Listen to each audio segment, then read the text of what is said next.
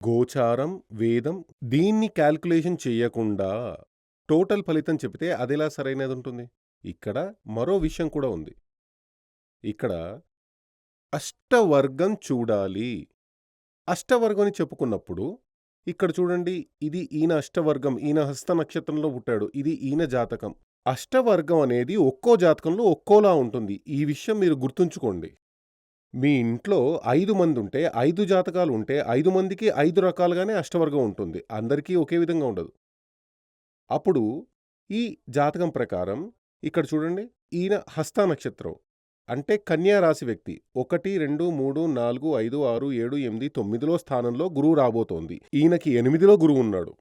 అది వచ్చే 1వ తేదీన 9లోకి వస్తుంది. అప్పుడు 9దో స్థానంలో గోచారం ఫలం, ఇదిగో 9దో స్థానంలో గురువు ఉన్నాడు. అది చాలా మంచిదని చెప్పారు. భాగ్యం చేకూరుతుంది.